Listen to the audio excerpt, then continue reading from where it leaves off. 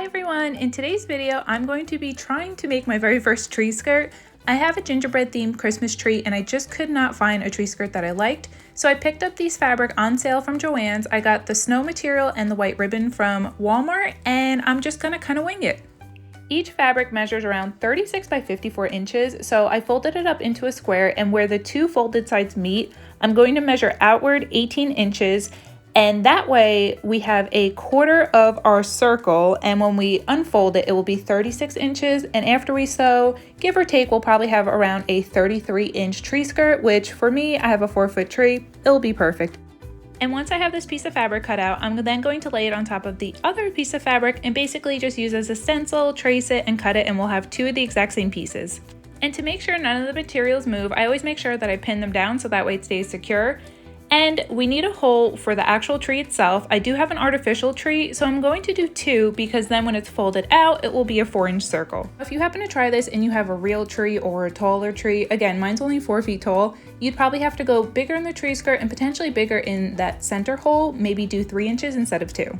And as I unfold it, it is already looking like a tree skirt to me. I just have to make that one slit on the one side of the tree skirt. That way we have an open side, so that way we can put it on the tree, tie the ribbon, and then take it off and yada yada. In order to make that slit, first I'm going to sandwich the two pieces of fabric together, print side facing each other, and then I'm going to pin all around to make sure our material does not move, and then we can go ahead and make that slit.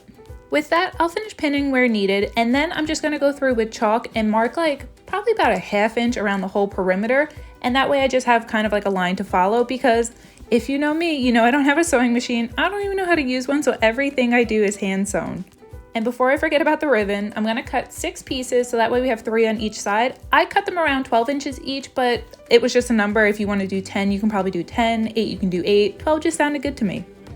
In order to get the ribbon mostly on the outside of our tree skirt, we actually have to sandwich a majority of the material on the inside where you only have that little bit peeking out, and then we're going to pin it in place to secure it. This way when we sew the perimeter of the tree skirt, we're just going to sew right over that ribbon, and I'll probably add some extra stitches to make it extra secure, but then when we flip the tree skirt right side out, it will be a functional ribbon. It will be mostly outward and we can tie it together.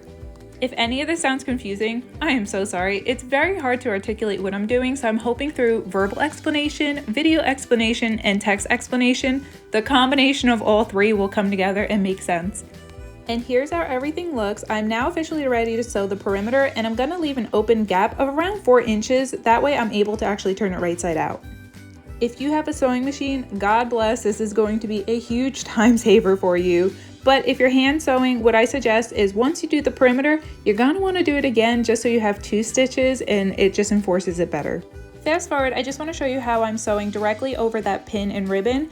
And then once I tie that off, I'm actually gonna go through with a new thread and reinforce that ribbon so that way we can make sure that it doesn't fall off anytime soon.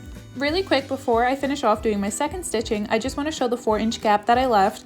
And I will note that I did not include the snow material. It wasn't as durable, and I would hate after this Christmas season, that part deteriorates and it ruins the whole skirt, so I decided to leave it all for now. And to me, everything looks good, and now for the best part ever, we get to turn it inside out, and hopefully it looks as good as I think it will. Honestly, I'm gonna admit it, it looks like a tree skirt to me, and I'm pretty happy about it. I was gonna have the glitter side up and the other side facing down, but I like that it's reversible, so I might do it the other way. To iron this, I just put the setting on in between blend and wool. I didn't want to put it on full heat cotton just because with the glitter overlay, I didn't know if that would affect it by any means. Lastly, I want to close up that open gap, and in order to do this, I really want to camouflage the thread into the fabric, so I'm going to do an in and out method rather than an over and under. I don't know if that's a technical term, but basically where your thread comes out, you kind of want to put it almost in the exact same hole, as opposed to when we did our perimeter, where you came out, you kind of moved like 2 millimeters to the left and went down that way. I hope that makes sense. And as I tie this off, we now get to look at the finished result. Ta-da! Not bad. For my first time ever, I'll take it. It's simple, it's cute, it's reversible. I like it. I'm proud of myself.